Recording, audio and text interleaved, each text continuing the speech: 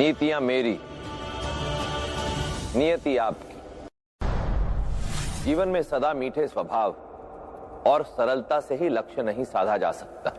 दीवार पे कुछ लगाना हो तो कील की आवश्यकता पड़ती है। मात्र परिश्रम और सरल स्वभाव से सफलता अधिक समय टिकती नहीं।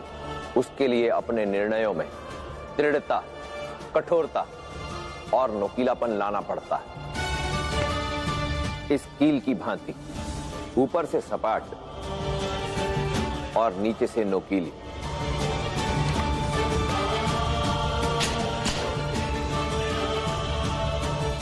परामर्श लेते समय सरल रहो, परंतु उसे कार्य रूप देते समय नुकीले और दृढ़। नीतियां मेरी, नियति आपकी।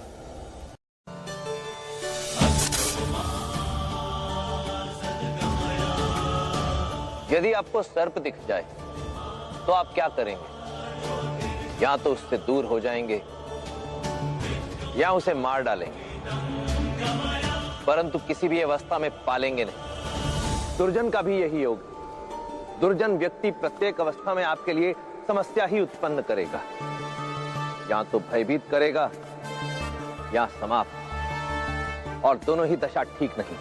दुर्जन व्यक्ति की दुर्जनता समझ आ जाने पर केवल एक ही मार्ग शेष रहता है, उसका अंत। जीवन में यदि कभी एक सर्प और दुर्जन व्यक्ति के बीच किसी एक पर भरोसा करना हो तो सदैव सर्प का ही चुनाव करें, क्योंकि सर्प केवल तभी डसता है जब उस पर प्राणों का संकट हो, परंतु दुर्जन व्यक्ति अपने स्वार्थ के कारण पग पग पर आपको हानि पहुंचाने से पीछे नहीं हटेगा। नीतियां मेरी, नियति आपकी। यदि अतिथि बनकर कहीं जाओ तो अच्छा लगता है, मान सम्मान प्राप्त होता है, आदर सत्कार होता है, और फिर धीरे धीरे आप अपने घर से तुलना करना आरंभ कर देते हैं और फिर अपने घर को तुच्छ समझने लगते हैं। जिस देश में आदर ना हो, ज्ञान ना हो, आजीविका के अवसर ना हो, उसका त्याग कर देना चाहते हैं।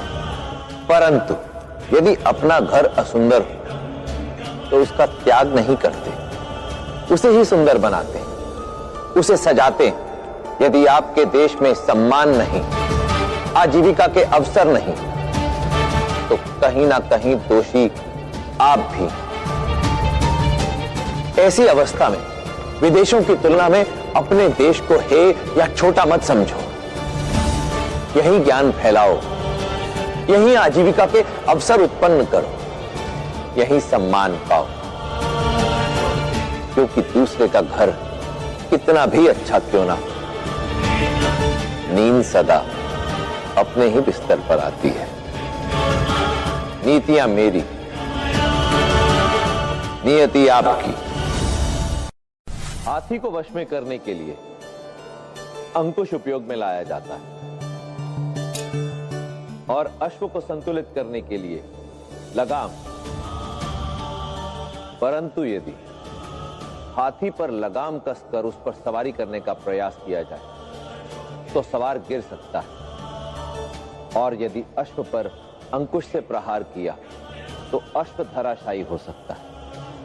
जैसे हर देवता को प्रसन्न करने की एक भिन्न प्रक्रिया होती है, उसी प्रकार भिन्न प्रतिद्वंद्वियों को एक ही अस्त्र से वश में नहीं किया जा सकता। भिन्न भिन्न व्यक्तियों के साथ उनके स्वभाव और आवश्यकता के अनुसार ही व्यवहार करना चाहिए।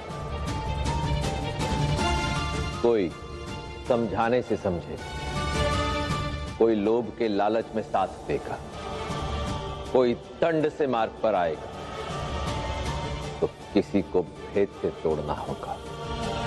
स्मरण रहे, शिव के मंदिर में नारायण की आरती नहीं गाती। जैसा देवता वैसी पूजा। नीतियां मेरी, नियति आपकी।